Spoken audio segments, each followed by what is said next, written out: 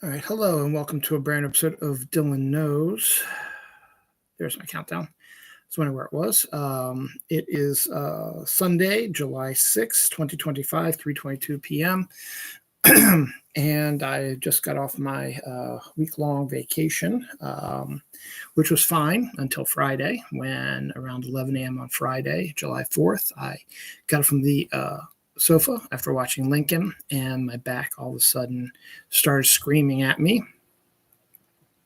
So I braved 4th of July at my family's house, and then came back home and laid down on the heating pad, which was terrible since it was hot and I was sweaty and all that stuff. And didn't really do much for me on Saturday. My family came home Saturday. Well, my wife and son did. My daughter's still up at camp because she's got another week up there. She should be coming back next weekend. And here we are, still hurting. I slept yesterday without the heating pad, slept fine, except, when I get up now, when I sit too long, that means including here on the toilet, wherever you want to go. But standing up is what's killing me right now. I think my kidney stones are returning because it feels similar to how it felt when I was going through all that mess. So I'm just like, that's great. I had no lead up to this. So at first I thought maybe it was just a muscle thing. So I really did not leave the sofa all week, with the exception of a few little things here and there. I mean, I got to go to the bathroom, went to bed and made dinner and stuff like that, but I didn't really go out until Wednesday. And then again on Friday. But by then I'd already had the pain. Then I thought maybe I was backed up in my pooping, I guess you could say. I've been pooping fine, but it just hasn't been a lot. And I can see before Friday, I ate a whole Papa John's pizza with cheese. I ate two Ben & Jerry's ice cream, so that sometimes messes me up also. I had lots of cheese on my tuna melts, and the salad I usually get sometimes usually does messes up my stomach as well. And then I had a chicken pot pie that I got that was in a refrigerator at the grocery store. I got that on Sunday. Didn't eat it till like 2 watery when I got it out, so I don't know. And then it burned because it's supposed to cook an hour at 450, and it burned.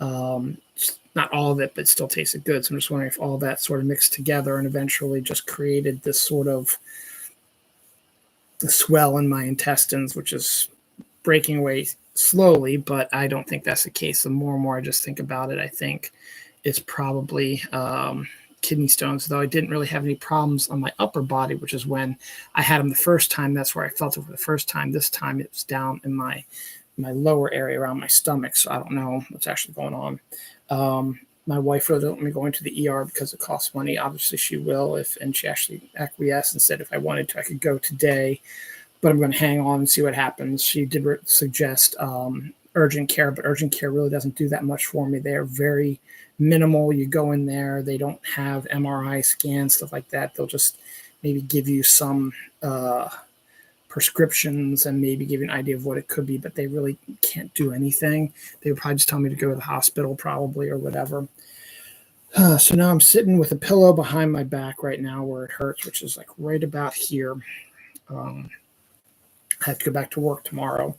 I do have Friday off because I want to see Superman, so we'll see how that happens. My daughter's supposed to be back on Saturday. My son is doing his training for his summer job on Saturday as well, so maybe I will, if this is still a problem through Thursday, maybe Thursday night I'll go to the ER. That way I'll already say, hey, I'm already off Friday, and then we'll see how we go from there. That's my plan right now, but we'll see how I exist through here. This impacted with what's going on in the world right now and what's happening with my kids.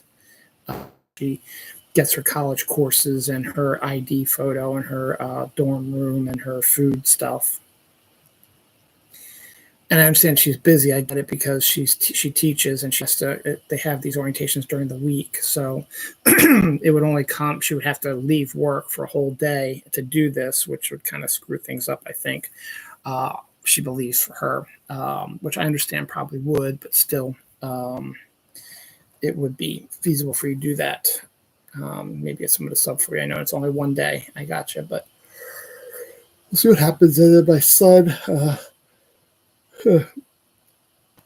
nothing bad, but he did, he might be experiencing some stuff that he shouldn't be after he helps somebody. But I'm not going to get into that story. But there's a lot going on right now, so I'm not really feeling 100% right now, and I'm so mad that why did it wait till Friday to do this to me right when I'm at the tail end of my vacation, because the whole rest of the week was fine. I ended up watching 30 movies, including going out to see Jurassic World Rebirth. I will be giving like little mini 30-second reviews of all 30 of them, or I'll just do little mini reviews of all 30 movies I watched, just to let you know what I actually did this week. And so we have that. We have a ton of death, lots and lots of death, and big deaths, not small deaths. Lots of big deaths happen this week. There's a bunch of weather phenomenons that have been screwing us up this week as well. And I have a return for something for In Dreams. So I think I'm going to start getting working here. But first, I've had this Mountain Dew sitting in my refrigerator now for about a month probably. This is one you can only get at Circle K. It's called Purple Thunder. And I could have sworn I've tried this one before, but I wouldn't know how I could have, because Circle K is the only place you can get it. And I've only gone to Circle K once, which is when I got this for the first time. So I thought I'd gotten it before, but I don't think I did. It's a berry plum flavor. So let's just see what this is. Still going to be good. It's been in my refrigerator now for about a month. So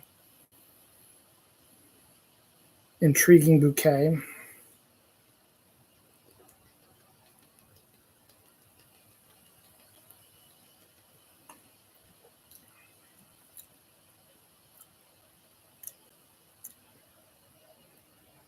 Wow. That's actually pretty decent. I didn't think berry plum would be good.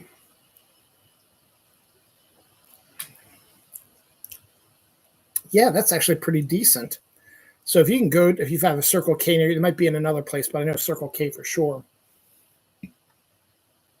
Purple Thunders, it's really good.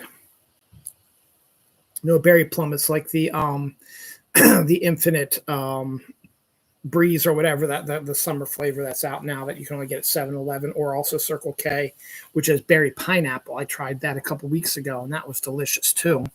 It was the same day I bought the Purple Thunder, so actually pretty decent. That's really good. So if you can find some Purple Thunder and you like Mountain Dew, it's actually really, really decent. So real quick, let me just set the stage here. I'm going to be talking a lot here.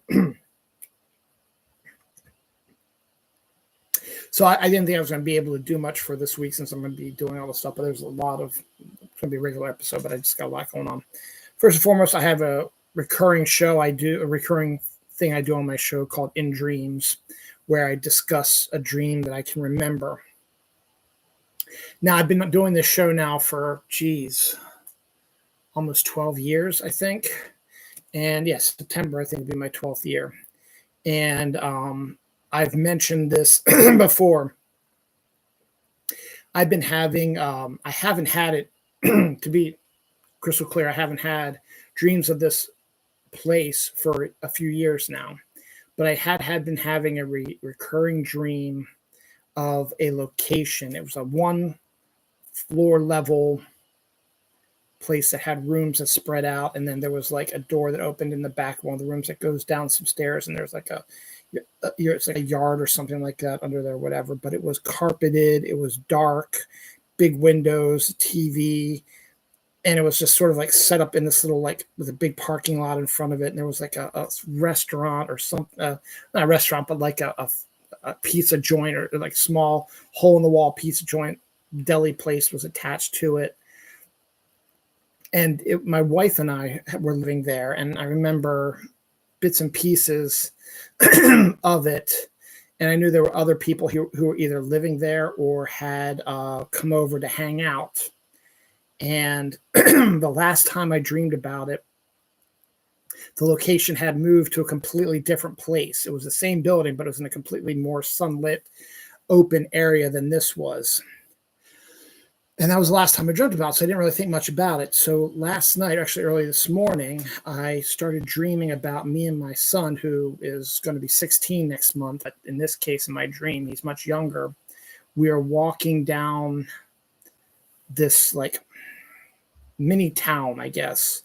And there's like antique shops and old bookstores, and there's a big like river or lake or something. There's a body of water off to the side. Doesn't look familiar to me, so I was just thinking just a regular dream.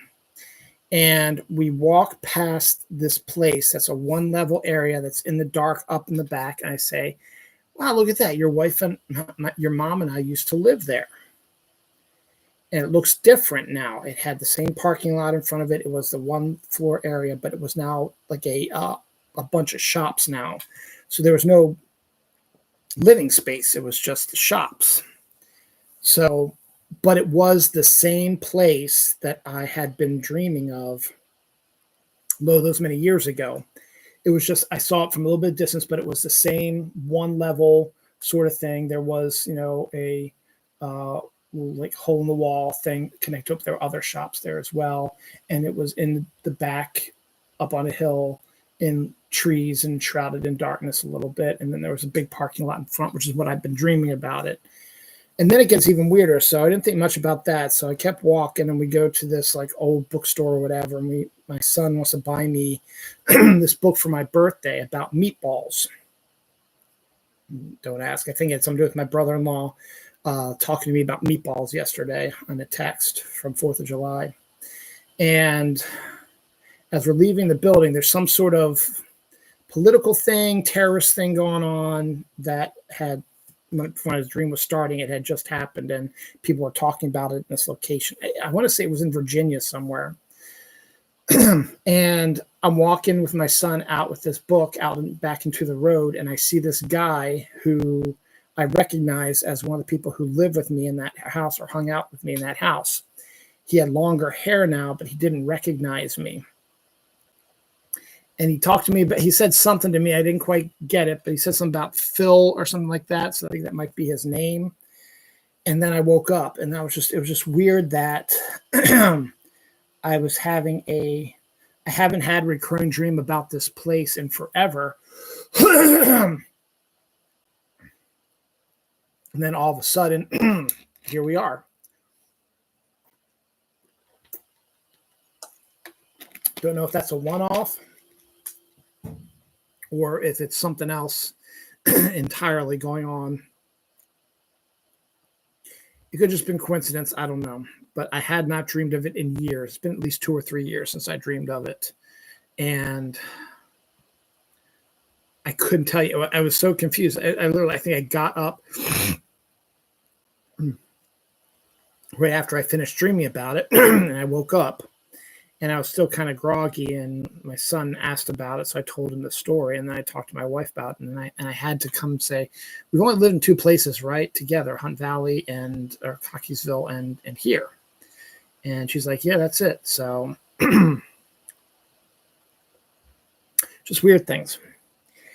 All right, the first batch of death we have here. First up, we have Michael Madsen, who was most known for his role in Reservoir Dogs.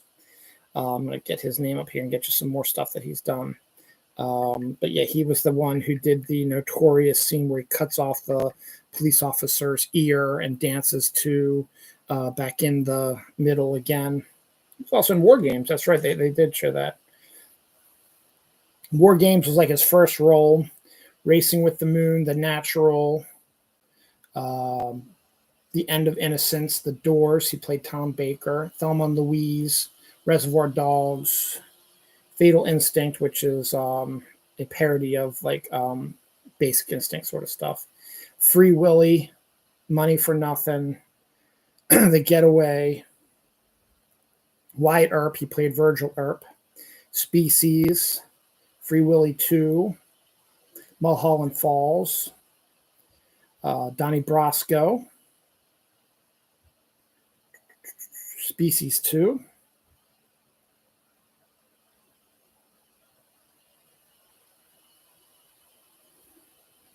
Die Another Day, Kill Bill Volume 1, Kill Bill Volume 2, Sin City, Blood Rain. He was the voice of Maul Grimm in The Chronicles of Narnia, The Lion, Witch, and the Wardrobe. Scary Movie 4.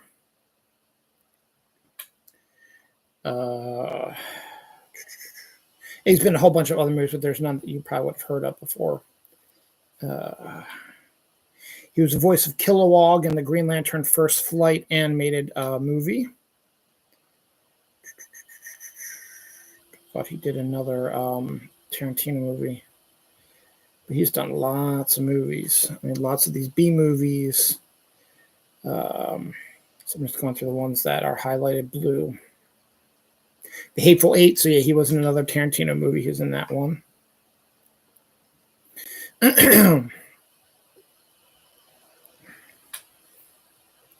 He was Sheriff Hackett in Once Upon a Time in Hollywood. That's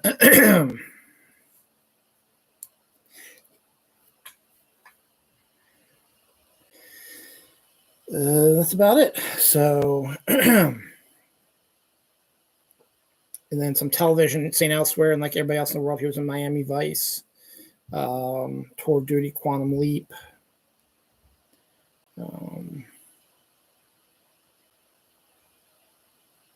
CSI Miami 24, Celebrity Big Brother, Hawaii Five-0, the new version. So yeah, he did a bunch of stuff. His sister is Virginia Madsen. So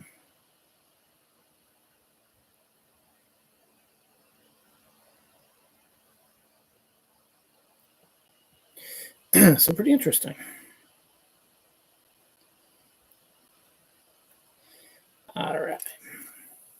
So that was Michael Madsen. Mark Snow also passed away this week. He was the composer for the X-Files and also did the iconic X-Files theme. He also did Millennium and all the other Chris Carter stuff, and he did some other things as well. Bobby Jenks, a former baseball player, more recent. He played as recent as the late 90s, Chicago White Sox, I think. I've heard of him, so that's saying something.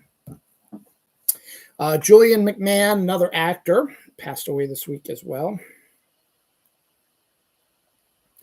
You remember him mostly probably from Nip Tuck and Charmed. Those were his two big. He was also in Profiler, had a main role in Profiler. But yes, main roles in Charmed, Nip Tuck. A recurring role in FBI, main role in FBI Most Wanted, recurring role in FBI International, and had a recurring role in The Residents, which was his most recent project. And then movies, you probably remember him most as Dr. Doom in the original Fantastic Four movie from 2005. He was also in Premonition. He was also in the sequel to Fantastic Four. Was in Red.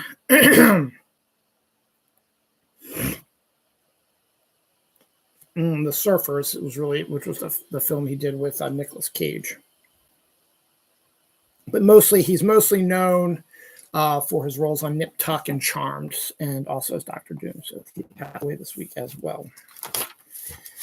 So more to come. All right. A new interstellar object has entered our solar system. It's supposed to hit Mars in October and go by us in December. It's it's not like Hamamono Mumumu or whatever it was. Most people know this as a comet that has come from not our galaxy, but a different one from not the solar system. So it's from a different one as well. You all know my disdain and hatred for summer. We're only just begun here. It's only been, 2 or 3 weeks since summer started. We're not even at the halfway point yet. But with 4th of July come and gone now, your onus turns to autumn. First up, you'll see a lot of back-to-school stuff will start rolling in here soon. And then Halloween, which is the next big holiday coming up here. But also fall. And even earlier than usual, there are a number, not a lot, but there are a couple, 1 or 2, 3, pumpkin spice creamers from Chobani, Coffee Mate, and a few others have started making their way out to grocery stores now. So we'll really get more into the pumpkin spice stuff in August, but we are beginning to see the cracks in summer, even though it has literally just begun. Also, more signs of fall coming. Training camp for the Ravens starts July 16th, which is about 10 days from now. So that's pretty cool. So we're going to have that real cool as well. Some other interesting stuff going on in July. The Earth is actually speeding up. And it's not by huge increments, but you can tell something is going on. So this month alone, we've got 2 of these speeding up moments. Everything else is back to normal, but there are 2 dates where it speeds up a little bit. And then one in August. So basically, the Earth is rotating on its own, and then periodically it speeds up for a day here, which means that a day on Earth is less than 24 hours. But we're talking milliseconds. But still, the fact is, it's what's going on. Scientists believe that's something to do with the liquid core and our planet being unsettled, but no one knows for sure. But July 9th, 3 days from now, the Earth will speed faster than normal, 1.30 milliseconds faster than normal. July 22nd, the Earth will spin 1.38 milliseconds more. And then August 5th, it'll be the big one, 1.51 milliseconds speeding up. So it's so minuscule, you're not even going to notice, but it's kind of interesting to bring up. I hate having this little mucus thing in my throat right now. Come on, man. There we go.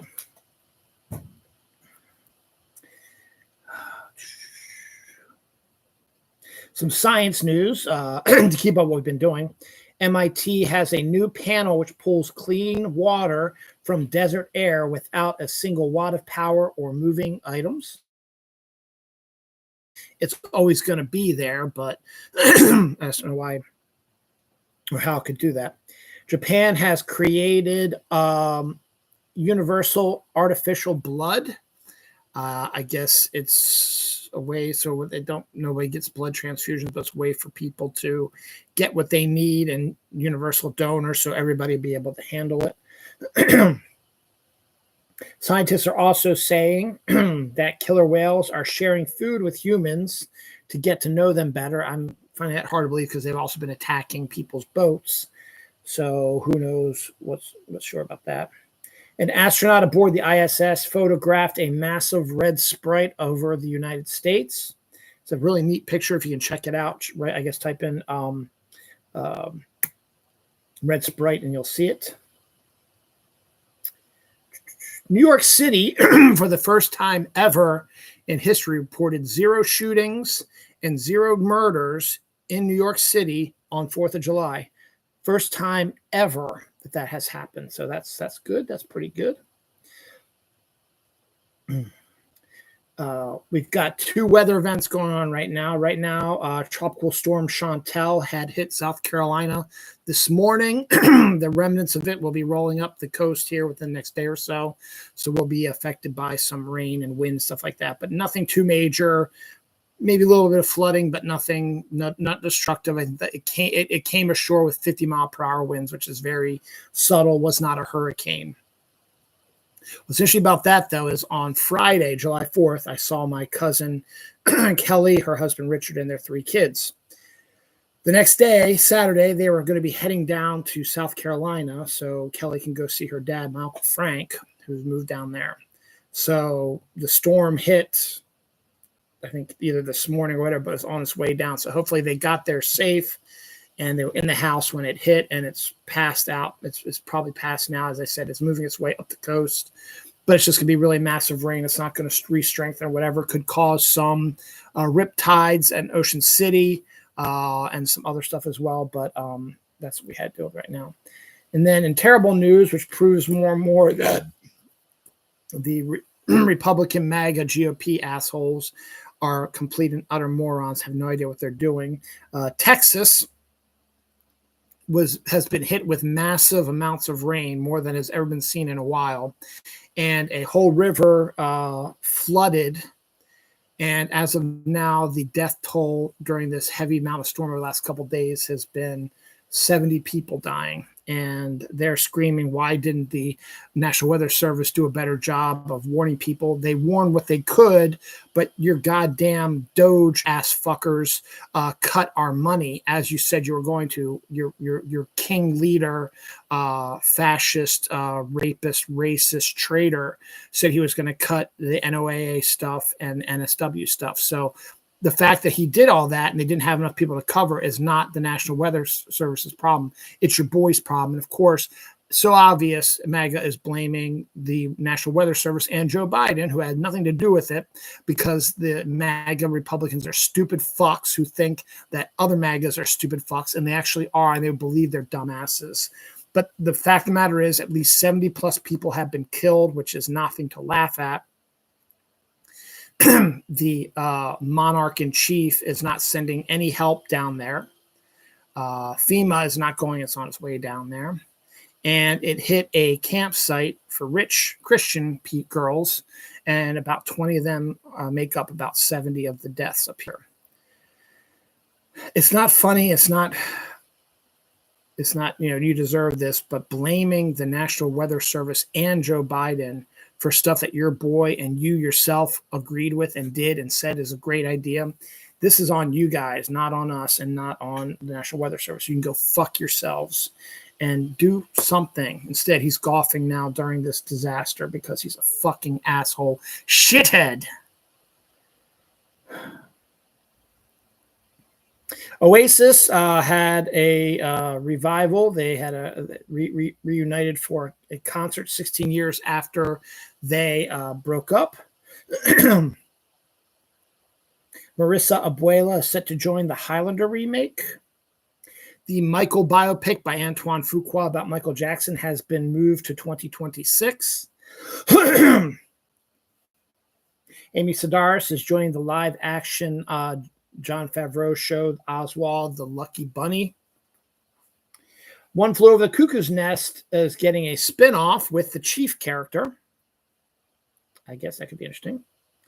Chuck E. Cheese is opening an adult arcade that will serve alcohol and have animatronics. Each one is different. The one in Kansas City has a full pizzeria restaurant and a whole bunch of other stuff, but all the other ones have the stuff. But it is for adults to get back into their nostalgia stuff. 4th of July this week. Went to see my family. It was fun seeing them and chit-chatting with them, and had a problem with my back during most of the time, so I couldn't really have too much fun, but it was still good to see that. And we did have some fireworks on 4th of July and last night as well. Shinmo Dake volcano in Japan has erupted. A Jurassic World Rebirth came out this week. It is estimated right now that it is going to make $312.5 million worldwide, which is a good opening. Here in America, I think they're aiming for a 185 or 158 opening, something like that. So good on that. We were talking about the fall and pumpkin spice creamers. Well, something popped up on my feed about Christmas.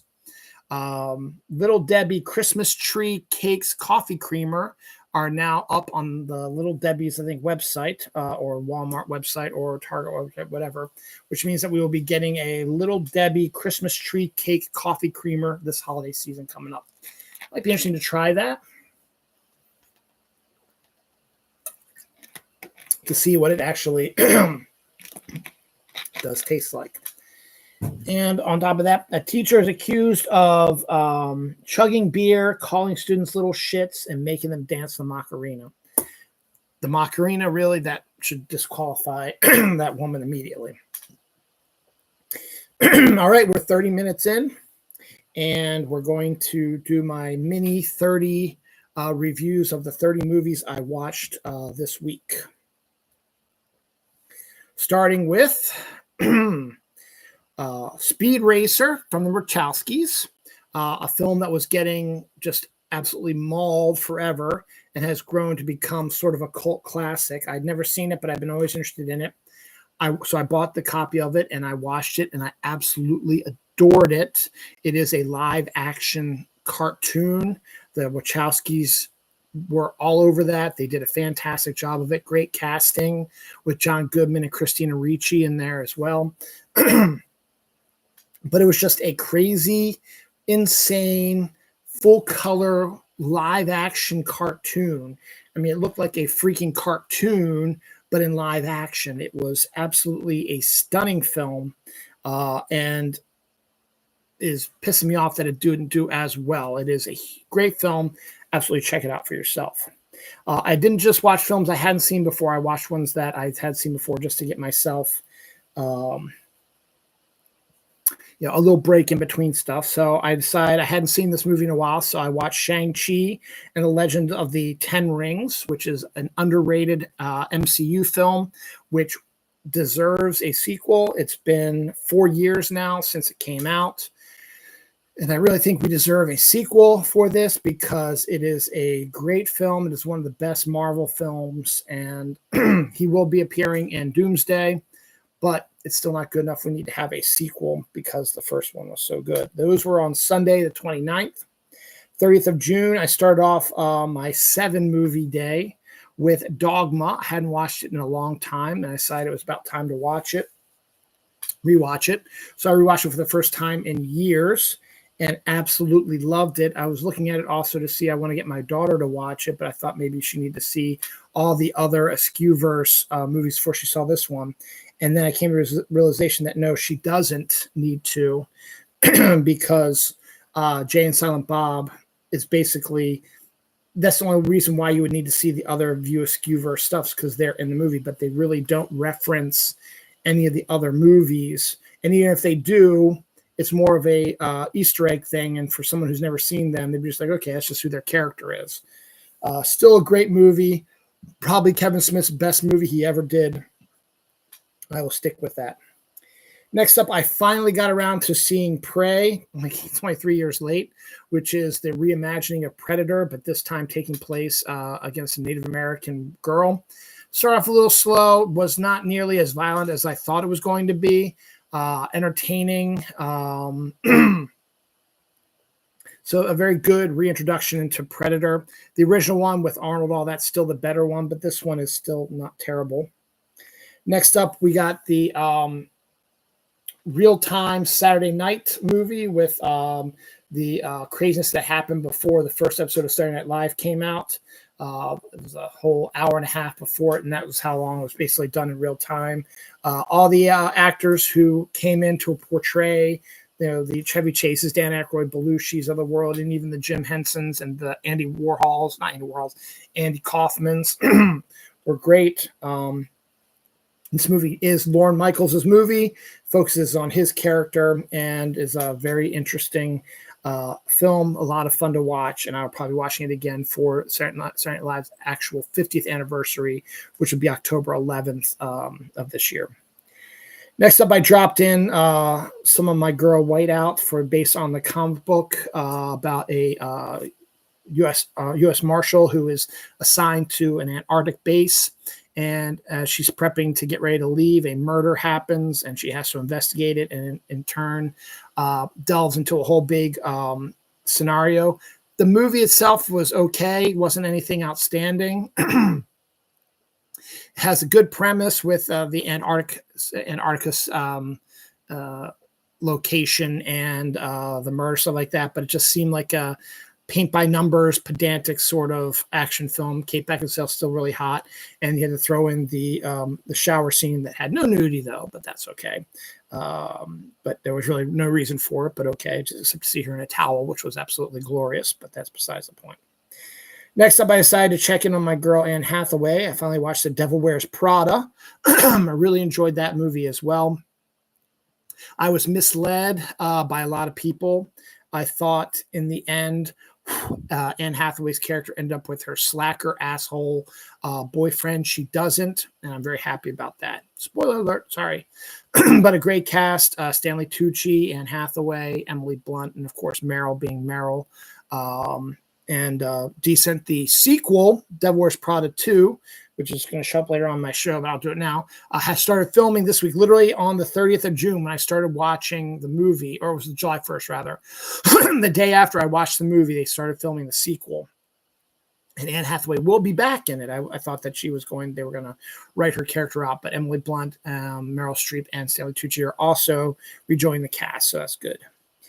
Probably my favorite movie of 2024, We Live in Time. I finally watched that on Blu-ray. I'd had it for a while and just kept putting off watching it because I was afraid that it wouldn't be rewatchable. So after rewatching it, I was like, yeah, this movie is definitely rewatchable. And it was a lot of fun to watch. Still love the movie, still enjoy it immensely, and still recommend it to everybody in the world. The final movie I watched on the 30th was one I've been waiting to watch for a while also.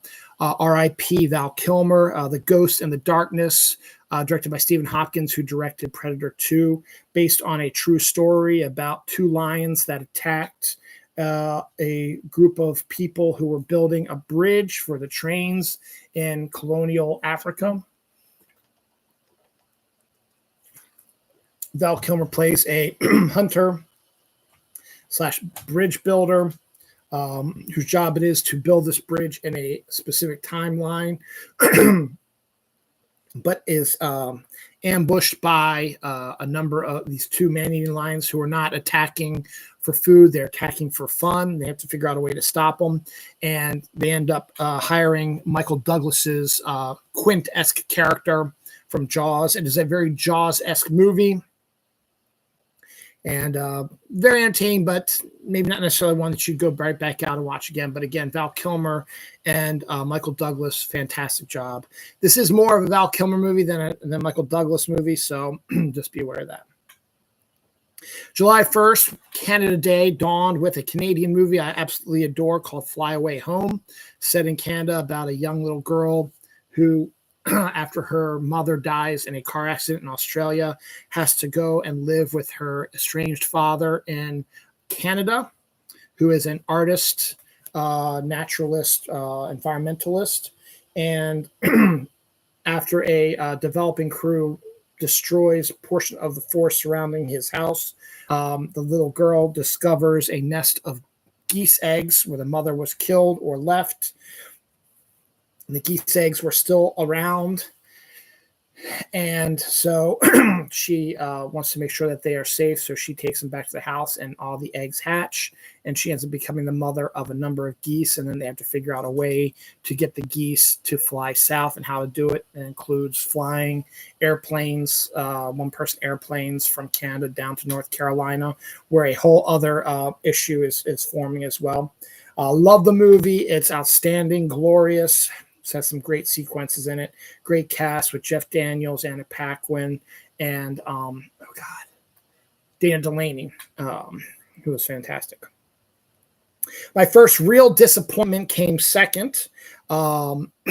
Chris Nolan's Tenet, a disappointing film, high concept idea.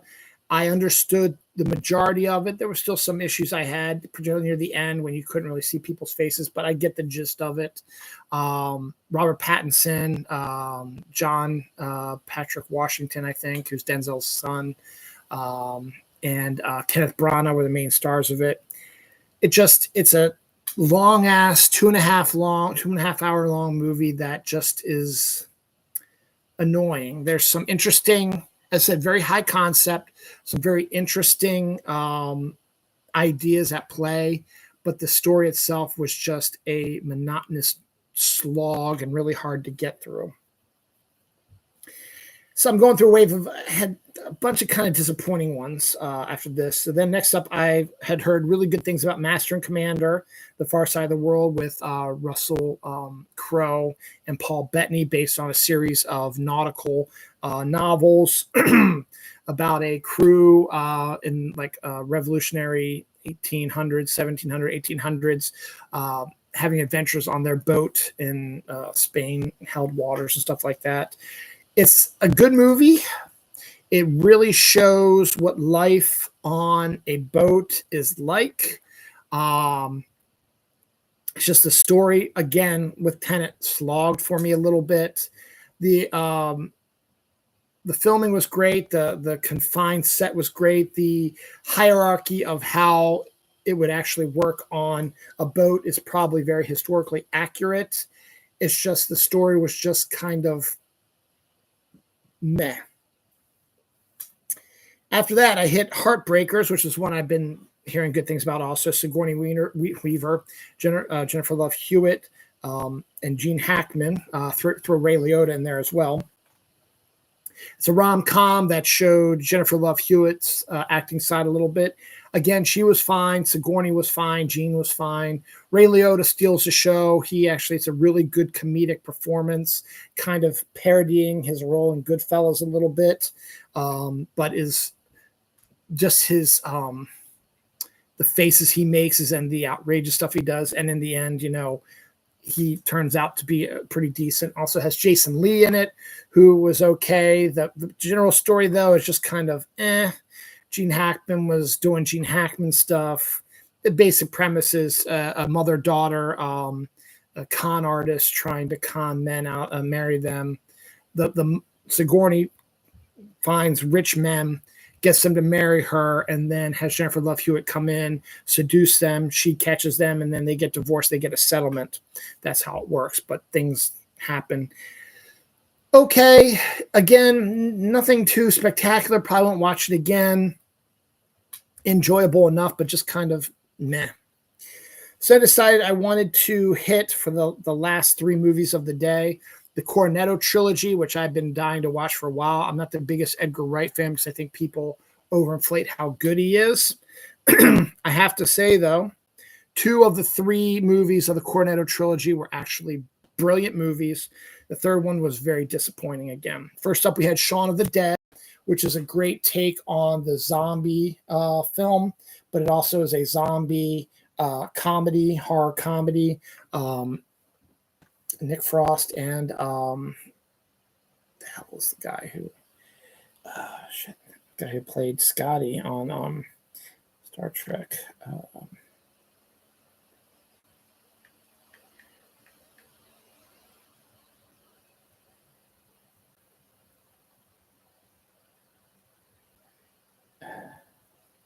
Simon Pegg and Nick Frost. They're in all three of them. I think they wrote all three of them with Edgar Wright. But Shaun of the Dead is a great, fantastic slacker, zombie horror comedy that has a bizarre ending.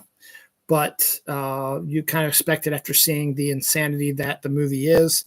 It's a great premise about a slacker guy who just rolls through life and really doesn't notice the zombie apocalypse right away. And then just things start taking a little bit of a turn. The best of the trilogy, however, is the second movie, Hot Fuzz. Simon Pegg plays the best cop in the world in London. And because he was too good, crime is way down, so none of the other police officers have any work to do. So they ship him off to a country village where no crime ever happens. But because of the way he is and the way he goes about things, he discovers a secret conspiracy with the neighborhood watch about how they try to keep their neighborhood safe. It's an outstanding take on the action comedy, but it was more of an action film, to be honest, because Simon Pegg plays it brutally straight through the majority of the film until near the end is when he starts cracking up a little bit more, but still outstanding. And then what could have been a great ending to it, we get The World's End, their version of an alien invasion, apocalyptic story. On the surface has an interesting premise. Another slacker guy whose life is going nowhere. He's now like in his 30s and 40s. He tries to relive glory by going back to his hometown and finishing the 12-bar bar crawl that he was not able to finish with he and his 4 other best friends from high school. And so he tries to get the band back together, but they've all moved on with their lives, but he guilts them into coming with them. They go and they start doing this bar crawl, and they discover that there's something weird going on in their old hometown and in the bar crawl where aliens have taken over the people who live in the town. It has a good premise, but the execution, very disappointing. Also, I mean, it was late, sure, but that was another one that was kind of a slog to get through. So July 1st was kind of a rough day for me when it came to movie-wise. July 2nd dawned with The Iron Giant, which surprisingly I'd never seen before, and I really enjoyed it as well. Great animated film from Brad Bird, his first one he did before he did The Incredibles. And I see where all the love comes for that one. It absolutely deserved it. So after that, I decided I was going to go out into the world and went to my religion, my church, AMC movie theater, where I picked up Jurassic World Rebirth. Again, not a great movie. Not terrible. You get exactly what you expect. It is a summer film. It is a dinosaur film. You get Scarlett Johansson and Mahershala Ali leading a group of people trying to get the blood from 3 different dinosaurs that are going to help in creating a heart disease drug that'll help beat heart disease. But then they run across a family that's been attacked by water dinosaurs, and they get on board with them, and then they get separated. So now you follow both these people. The family was kind of annoying. Did not really enjoy it that much with the family stuff, but it was exactly what you expect from a summer movie, dinosaur movie, and that's really about it. I mean, it was fine. Entertaining, whatever. But just on par with the other Jurassic Park sequels. Jurassic Park, the original, is still the OG and the GOAT, and always will be. So I came home after that and put in one of my favorite movies of this week, Spider-Man Across the Spider-Verse, another one I hadn't seen yet, the sequel to the amazing animated film. My daughter's been trying to get me to watch this for a while. I finally sat down and watched it. Absolutely loved this. Very anxious for the third part. It won't be out for 700 days today, so that's kind of pissed me off a little bit, but it's good. While I was eating dinner, decided to switch things up a little bit. Watch a movie I had seen before, Ghostbusters Afterlife, one of my favorites. Great legacy sequel with a brand new cast that did a wonderful job. Their sequel, Frozen Empire, could have been a whole lot better than it was, but still entertaining enough. But I did watch just Ghostbusters Afterlife.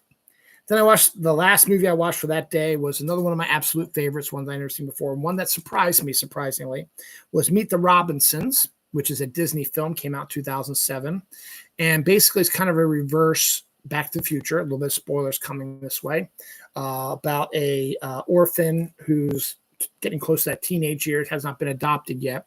He's hugely intelligent, creates all kinds of crazy devices. And then after one of his devices that he was trying to use to try to find who his birth mother was so he could go find her and live with her and be happy again, backfires due to the sabotage of the bowler hat guy, who is someone who's come from the future to steal his invention and put it off as himself, that he created himself.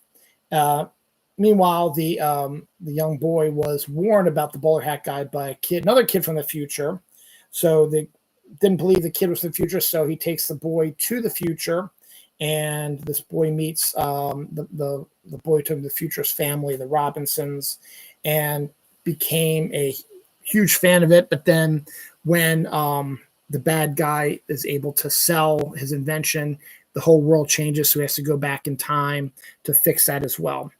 Here's a spoiler. We learned that the boy from the future who came to get the young orphan boy is the son of the young orphan boy, and the family he went to see in the future is his future family, and he was the one that created this wonderful future. So it's kind of nice.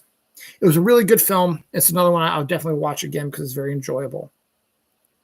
No musical numbers. Well, there's one, but it's not a musical Disney film. It's just a Disney film that it's just a regular animated film, like a Pixar film almost, with no singing and no dancing, except for one little bit with frogs that play instruments, which is really, really cool.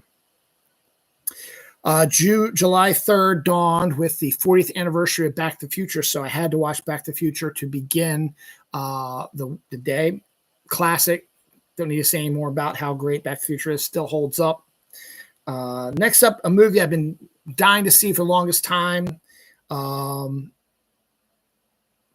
finally did, and I liked it. Felt a little long to me, but it was definitely enjoyable. Zodiac from David Fincher, which covers the entire Zodiac storyline. Jake Gyllenhaal, Robert Downey Jr., Mark Ruffalo, main stars in that one. And it really is a fast-moving, spans the beginning of the Zodiac crimes to present-day sort of stuff going on. A really good, intense investigative film. Not as brutal as I thought it was going to be. A lot of people were saying it was a brutal film. It really isn't, but a very good version of what actually happened with the Zodiac killings. Next two movies are disappointments again. First up was Idiocracy. Had to find something a little bit shorter than the long, massive Zodiac film. And it was one that people, Mike Judge, were saying is phenomenal, really good, ahead of its time. It was okay. Not extraordinarily funny, but definitely a look at what's going on in our world right now. And now, this was back in 2006, so it's 19 years early for what's happening, but it was basically saying this is what's going to happen if the world continues the way it is. So disappointed in that one. And then my next big disappointment, which really surprised me a lot, was I saw Michael Mann's Heat. I've been hearing about how great it is. It's okay. The De Niro Pacino scene at the diner, the first time they ever were on screen together, is one of the best, if not the best part of the movie. Val Kilmer has another great role in this as well. Very interesting casts. Ashley Judd, Amy Brenneman, Tom Sizemore, Hank Azaria, and of course Pacino and De Niro as well. It basically is more of a movie that looks at the villains and the police officers chasing the villains and their personal lives, and focuses more on the personal lives. Natalie Portman's in it also, in their personal lives, and not so much on the heist storyline, which is fine if you want to take a look at that. But it just seemed like it was a bloated, another almost 3+ hour movie that lagged a lot for me in parts, and kind of annoying. So after those disappointments, I needed to end in 2-3 hour long movies. I needed to end the day on two better type things. I jumped into the saddle when I ate dinner with one of my favorite movies, romantic comedies of all time, Just Like Heaven, Reese Witherspoon, Mark Ruffalo. Fantastic rom-com set in magical San Francisco. Even get John Hader in there as well. It's a great rom-com, fantastic, gorgeous setting in San Francisco. It's a wonderful film, fantastic, hilarious, loved it. And then I ended the night with a live-action version of Charlotte's Web with the voice of Juliet Roberts, John Cleese, Robert Redford, Oprah Winfrey. Oh God, who else is there? Kathy Bates, Reba McEntire, Andre 2000, Cedric the Entertainer, and then had Dakota Fanning or Elle Fanning, a youngster. It's a really good adaptation of Charlotte's Web, which is a great children's story. Love the animated version. The live action version is just entertaining. It's just as much fun. Cuts out some of the extraneous stuff. Also got Steve Buscemi as Templeton, which is great as well. Oh, and then Thomas Hayden Church was the other crow with Andre 2000. So good way to end July 3rd. So then July 4th hits. I decided, okay, July 4th, let's watch Lincoln before I go to for the July party. Lincoln was a decent Steven Spielberg adaptation of passing the 13th Amendment, which freed the slaves, and how Lincoln had to play the system, and then ends with his assassination. Very well done performances by Daniel Day-Lewis, Sally Field, and the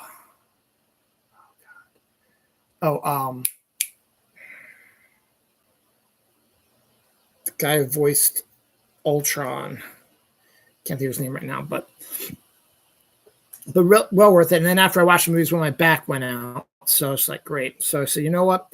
It's after I got back from my family's house, I only had enough time for like 2 smaller movies. I didn't feel like really watching any other new movie. I was in pain. I just want to watch stuff that I was familiar with. So my last 2 movies on my 30 movie event were The Rocketeer, which is a great sort of American fable based on a comic book where we take on Nazis as well.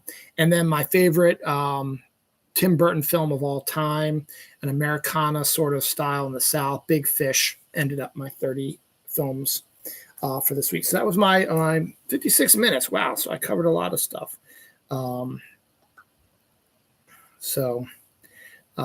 There's my reviews, and time to move on with the show. Thank you for watching. Yes, Kenneth Colley, who played Admiral Piet in Star Wars, passed away. He also played in a few other things as well. Lyndon Byers, hockey player, he passed away this week as well. Peter Russell Clark, TV chef, passed away this week too. Anniversaries: Weekend at Bernie's, 36 years ago this week. Back to the Future, of course, 40 years ago. I told you about that. Condor Man, 44 years ago this week. The first comic book movie that wasn't based on a comic book. Forrest Gump, 31 years ago this week. Last year I did Forrest Gump and Dave as my 4th of July movies. Was going to maybe do them again, but I figured I may as well do some other ones, and I did. The Andrew Garfield first Amazing Spider-Man came out 13 years ago this week. We moved into this house, this lovely house with this basement where I do my show from, 21 years ago this week as well, July 3rd, 2004. We moved into this house and lived here now 21 years officially. And the crappy Transformers live action film debuted 18 years ago this week.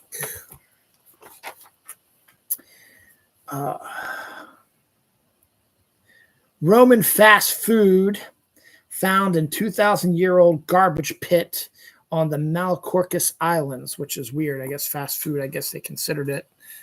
I don't know how you could say it was fast food, but they assume that it's something similar to like sort of fast food sort of thing.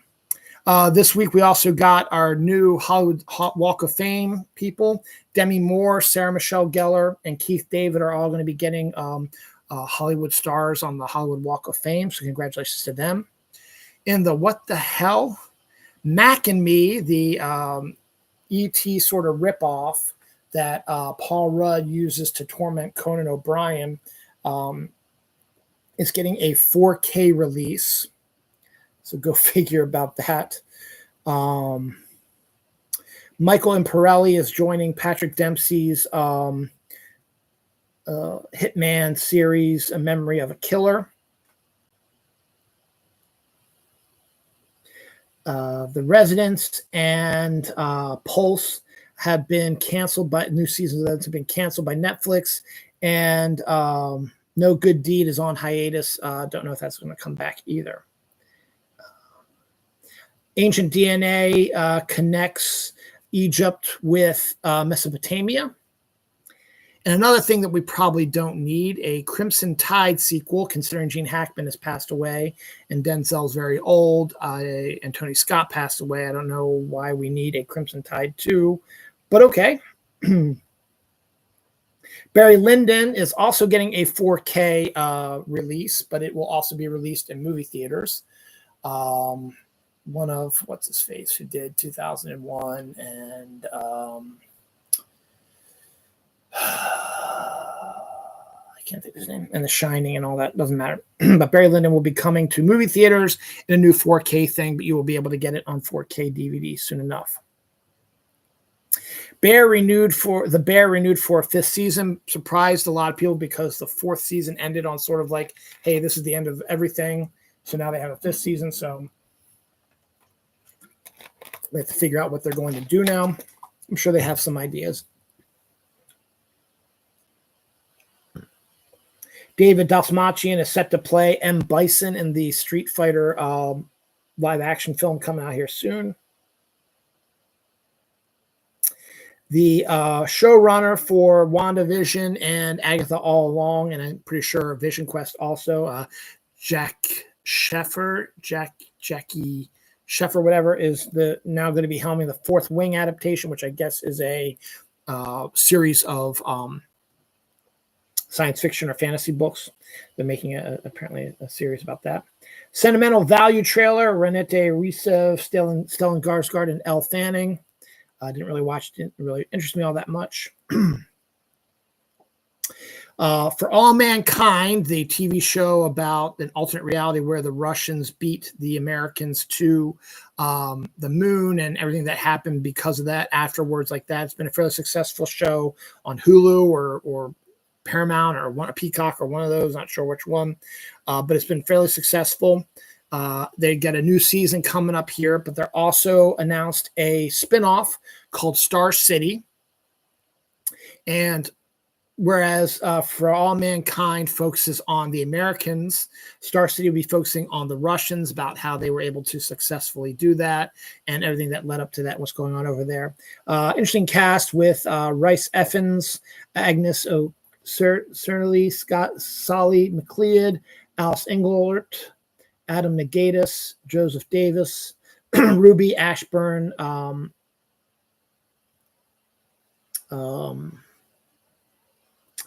get the last name, Circus, and Priya Kansaram are in the cast for that. The one limited series I'm actually really am interested for Netflix just cast two more really good actors in it. Mackenzie Davis and Charlie Heaton have been cast in Josh Hartnett's Netflix limited series about a sheriff in a seaside Newfoundland town in Canada who has to take on a sea monster that's never been seen before as it attacks the town. Such a great premise for a limited series and has a good cast so far. So I'm looking forward to that. Clouds of sand have been discovered on a failed star.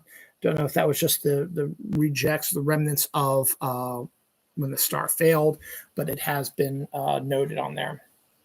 Now, this is kind of interesting. So Chris Nolan released his first teaser trailer for The Odyssey, but only if you went to the movie theaters. And I think it's leaked online by now, but I haven't seen it posted anywhere. So maybe it's not in a good position to get, or maybe it was taken down, whatever. But if you went to go see Jurassic World Rebirth this weekend, you would have seen the Odyssey teaser trailer. And I'm just give you a breakdown of it real quick. It looks really good. Basically, it just has Tom Holland, who's talking about his dad. So obviously he's playing Telemachus, talking about his dad, Odysseus. He's got tears run down his face, so he's been crying. And he's talking to John Barenthal, and John Barenthal is just going off about Odysseus, about the gods and how everything started and what's going on and blah, blah, blah. And then it cuts to Matt Damon's Odysseus on a shield floating in the ocean as waves are rising up and down with them. And then it just gives the date and all that stuff. So that's basically what it is. It's really, the footage we've seen so far looks really, really good. I will definitely be in line for that. Next year's coming out in mid-July next year. And brand new Spider-Man Brand New Day is also coming out the week after. It's really funny. Barenthal and Tom Holland, and I think Zendaya may also be in both The Odyssey and Spider-Man Brand New Day, and they're coming out a week after each other. So that's kind of interesting. So that's good. So if you want to see the Odyssey trailer, go see Jurassic World Rebirth. I think that's the only movie it's attached to. Maybe they'll attach it to Superman, which comes out on Friday. By the way, ignore all the Snyder bro MAGA fuckbags and Zack Snyder himself, who's a douche nozzle Donald Trump wannabe ass fucker. Ignore all them. They're going to be trying to bring Superman down. It looks good. It looks like a lot of fun. A lot's going to be riding on this, and the online shit is going to be a disaster this weekend. So I'm going to go see it, depending. I took Friday off to go see it, but if this pain persists, I might be, I still might not see it till then. And then my daughter wants to see it. She's supposed to come back on Saturday, so we might go see it together on Saturday. We'll see how things work out, but I plan on seeing it this weekend. I really, really want to see it this weekend, so I took Friday off. So we'll see how my pain is, and if I need to go to the hospital. I mean, that'd be a good idea. Go to the ER Thursday night, and then be back early Friday morning, and then just I'm already taking the day off and just rest, relax, and then get out there, go see the movie, and it should all be okay. So we'll see how that all works out. So we'll see. All right, more deaths. Billy Hunter, the last remaining member of the 1954 inaugural Baltimore Orioles baseball team, passed away this week. This is sad for fans of football, the European kind. Diogo Jota and his brother, Anabi Sylvian, I'm sorry, I probably messed up their names, died in a car accident. Diogo played for Liverpool, so it was a big deal, and also a big deal when everybody dies. Jay Hin, FABLE member, I guess it's a K-pop band, died at the age of 23 from leukemia. Rob Roblin, a local newscaster reporter, died this week as well. Peter Henry Schroeder, starred in Star Trek Enterprise and was also in Argo, passed away this week. Alex Del Vecchio, 3-time Stanley Cup champion, died this week as well. Anniversary is one of the worst movies of all time. Armageddon gets a 27-year-ago anniversary. Airplane, one of the funniest movies of all time, debuted 45 years ago this week. Big Trouble in Little China debuted 39 years ago this week. Terminator 3 debuted 22 years ago this week. Terminator 2 debuted 34 years ago this week. Independence Day, of course, debuted 29 years ago this week. Die Hard 2 debuted 35 years ago this week. And the single soundtrack, based on the great romantic comedy from Cameron Crowe about a group of 20-somethings living their life in Seattle during the rise of grunge, with a great cast. The soundtrack is one of the best-selling soundtracks of all time because grunge had just exploded in 92, and single soundtrack is filled entirely with grunge bands. So it became a huge hit on the Billboard charts. The film did very decent as well, and when you go back to watch it again, it is a snapshot of a time.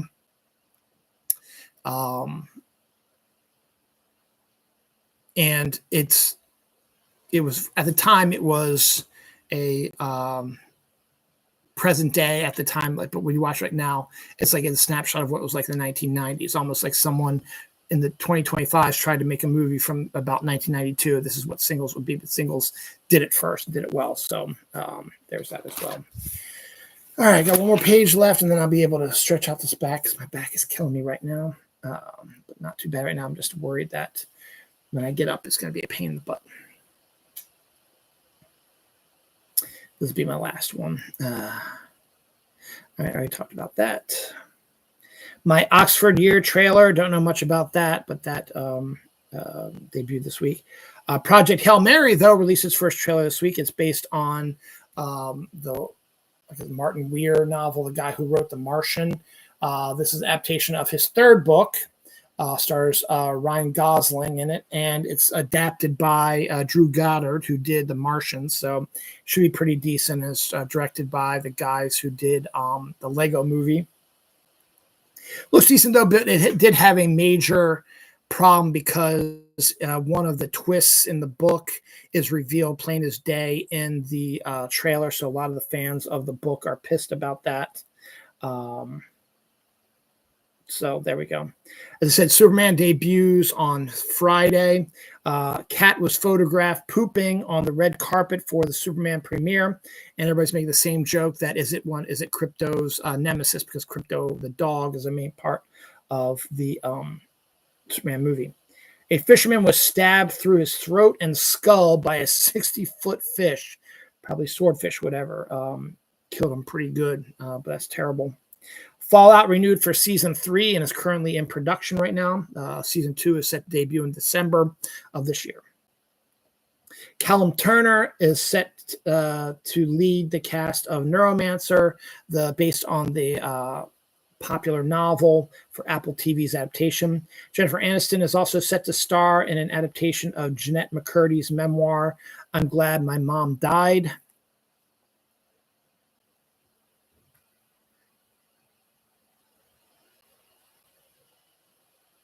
Oh my God, I don't even know what that says.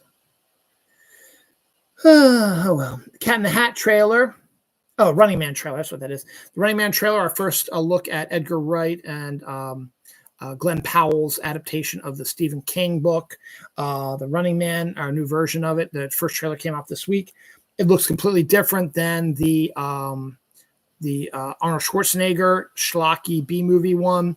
It also seems more of a more recent, current, up-to-date sort of thing that you could totally see this happening right now. So that's pretty cool. Cat in the Hat trailer, the new animated film with Bill Hader's Cat in the Hat, set to debut February 27th, 2026. We get our first trailer for that. It looks Cat in the Hat. Since the Cat in the Hat story itself is not very long, it's going to be the second half of the movie. The first half is setting up like this Dr. Seuss world where the Cat in the Hat is in. Spider-Man Brand New Day sequel is supposed to start filming this month sometime, so that's good. Penn Badgley and Megan Fahey are set to star in You Deserve Each Other, a rom-com. Neil Patrick Harris, James Corden, and Bobby Cannavale are in rehearsals now for the new Broadway musical Art, probably set to debut this fall, but they have started their rehearsals for it. They got to get, because that's, Broadway shows just don't happen.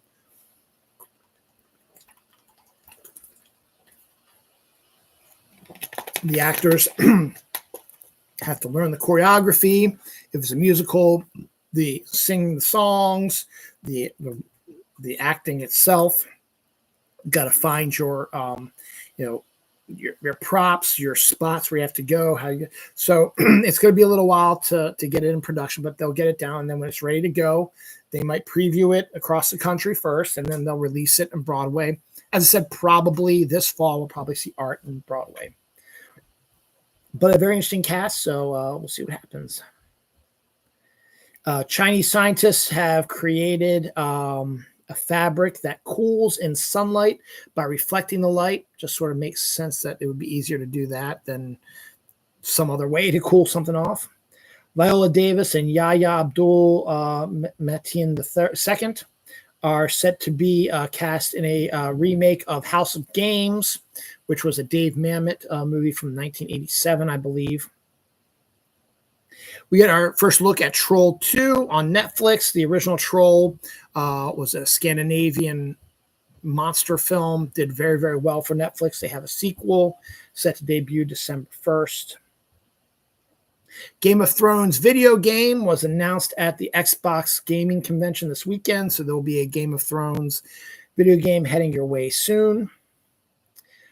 Saturation Point with Cynthia Erivo is in the works, based on a either comic book or video game, but is something like that. It's pretty cool. Hellmart is a first-person horror game set in a 24-hour convenience store that during the day you have to hit sales goals, and then at night you have to deal with the crazy psychopaths who come in to the shop. So it's an intriguing video game idea, so I'll give them credit for that. Before we talk about the last story of the week, anniversary, Terminator Genesis. So 3 Terminator movies all came out this week. It's 10-year anniversary. A League of Their Own debuted 33 years ago this week. I think I missed one over here, anniversary. Yeah, Harbor Place debuted 45 years ago this week. That's local news anniversary. Missed that one. League of Their Own debuted 33 years ago this week. Bachelor Party, another Tom Hanks movie, debuted 41 years ago this week. Apollo 13, another Tom Hanks movie, debuted 30 years ago this week and was my number one movie on my 30th anniversary list I did a couple weeks ago. Meatballs, a Bill Murray movie, debuted 46 years ago this week. License to Drive, The Corys, in a 37-year-old movie. Spider-Man 2 with Tobey Maguire debuted 21 years ago. I knew there was a connection. It debuted the same day we moved into this house, or the day before. No, it was the day that, because it was July 3rd, because they weren't going to open on July 4th. They debuted on July 3rd. I moved into the house on July 3rd here. It was Free Comic Book Day. No, so it would have been the 2nd then. It debuted on the 2nd. The 3rd was when we moved to this house, which was a Saturday. It was Free Comic Book Day. And I was wearing a polo with Free Comic Book Day on it, so I was still working at Diamond at that time. So I had to move all the stuff in here, and it was a rough time. It was hot as blazes, so I remember that. So I knew there was a movie, and it was Spider-Man 2, 21 years ago this week. And then The Secret of Nim, the animated film, debuted 43 years ago this week.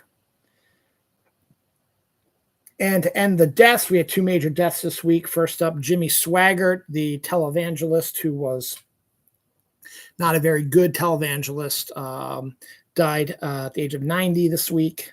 And Jim Shooter kicked off last week's deaths. He was Marvel editor-in-chief during a big time in Marvel's life, got them back into being one of the hottest and the best comic book companies in the business. Was not the nicest of people, was a tall ass guy as well, but he was also a pretty good writer. He started working for DC Comics when he was 14 years old. He wrote issues of the Legion of Superheroes for them, and then became a regular editor, then became editor-in-chief. He also wrote the original Marvel superhero Secret Wars. Basically, I think he was the one that created the black and white Spider-Man costume. He also, after his tenure at Marvel was done, they moved him. He decided he wanted to open another comic company, so he created Valiant Comics. He wrote Magnus Robot Fighter. And you had Magnus Robot Fighter, Turok, Solar, old school comic book people that had been around for a while. He brought them all back, and then they were bought by a video game company, and they took him out, and the rest is history. So Jim Shooter, one of the best comic book people, maybe not the nicest guy in the world, but one of the best, passed away this week as well. Finally, the last story this week, an AI can now translate cat meows into human language in real time with a 95% accuracy. Don't know what to do with that, but that's kind of an interesting little take on things. All right, next week is episode 615. Back to work. Have to fight through the pain here. We'll see how things go. Hopefully, you'll have my review of Superman. I might end up doing Sundays again because I kind of like doing it. I'm not like exhausted and tired like I am Saturday nights. If I can do it on Sundays, I will do it on Sundays. I might get my hair cut this week as well, so that's pretty cool. I got to work my way through the pain. Hopefully, things won't be too bad. If I do have to go to the hospital, I'll try to push it to Thursday into Friday. But it's the only thing I can think of right now that may possibly come up this week. To give you a little bit advance warning of what's going to be rolling up this week is the review of Superman. Hopefully I will be able to see it. I'll also be able to see my daughter, which is why I really don't want to do my show on Saturday, because she'll be back on Saturday and we'll be busy kind of Saturday. But Sunday, my wife can take her back up to camp because she has to take another one of her former scouts who's working up there with my daughter too. So we said we would do that, take them up there for that. She's not old enough to stay up there yet, but Noelle is. So we offered to take her up there, but she can't go by herself. So they had to have another scout in there. So Noelle said she'd come home and Dawn take her back home, back up to scouts to the summer camp. We'll have the rain from the hurricane, or rather I should say the tropical storm rolling through. So we're going to have some rainy days, but it shouldn't be too terrible. The remains of Chantel are in North Carolina. Bands of thunderstorms are forming on the outer edge of influence, approaching Washington, D.C. from the south, either shore Maryland, Cambridge, eastern. This may affect central Maryland this evening and tonight, so we might get some rain tonight. Let's see what does the weather say. They don't have any rain. We have no warning. Okay, the only rain we have is 6 a.m. But yeah, they do have 55% chance of rain Monday, 55% chance Tuesday, 60% chance Wednesday, 70% chance Thursday, 65 Friday, 60 Saturday. Jesus, rain all week? Are you kidding me? So we'll see. But temperatures 85, 85, 88, 86, 80, 81, 80, 82, 86, 86. So we'll see if anything comes through here. So hopefully it'll be a uneventful week. Hopefully the pain in my back will subside. Yeah,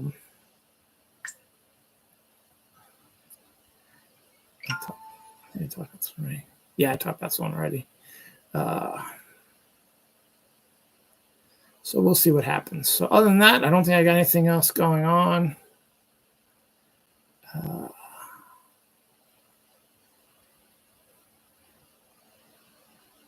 Yep, nothing else happening. So real quick,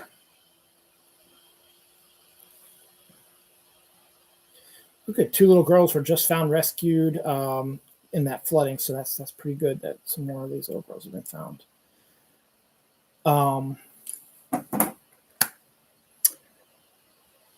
So as I said, Superman's coming out on Friday.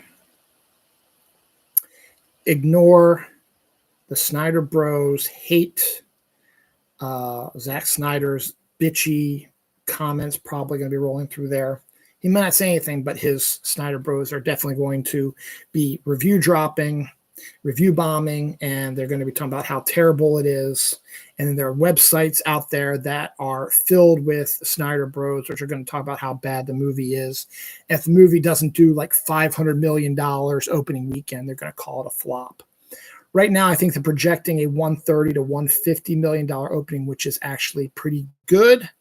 That's just domestically. It is going to be available around the world, despite what some people have been saying about issues that have been arisen. And the biggest thing is it's one of the few movies that's actually making its way into China. China's been very strict lately about having American movies drop in there. Superman is going to China. I don't know if it's this week or it's opening this weekend as well. So it's going to make its money back. And from all I've seen so far, it's going to be a fun film. Again, it's your opinion. Same thing with the MAG assholes, but they're going to go out of their way to review bomb without even seeing it. They did that to Ironheart, where they had not seen it. I talked about this last week. They had not seen it. They review bombed it, said it was terrible. Marvel is woke. They're misogynistic twat assholes. And then when the real reviews came in, it showed that actually it's a pretty damn good show. But because those assholes had review bomb, that's why I don't like Rotten Tomatoes. The number still isn't 100% perfect, so it still looks bad.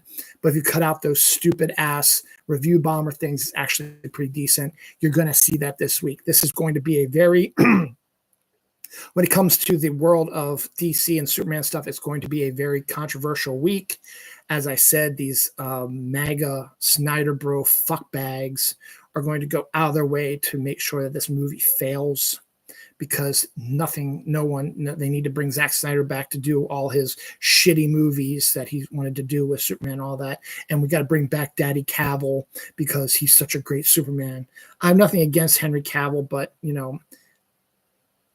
if he's your Superman, that's fine. Christopher Reeve is my Superman, but I've enjoyed the other ones. Didn't like Cavill's that much because I did not like the director. But if he was done by a different, and I said it too, I think after I saw it, I was like, if he would have been done by a different director and given more of a Superman we're supposed to see in the James Gunn version, Cavill would probably be a really decent Superman as well for me, but he's not because of who dealt with him. So ignore the critics, ignore the Rotten Tomatoes scores, ignore the shitty pop culture websites that are going to be talking about this stuff.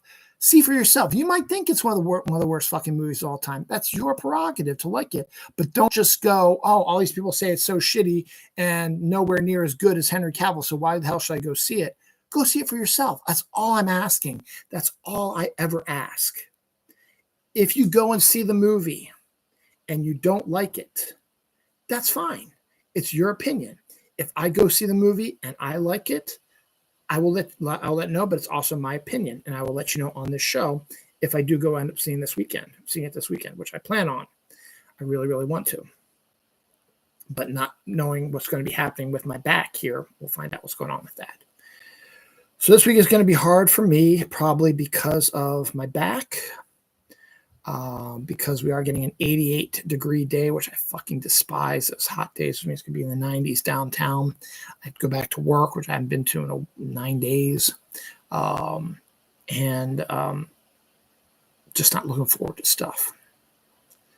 But my wife gets paid on Friday, so we'll have some money coming in here in a little bit.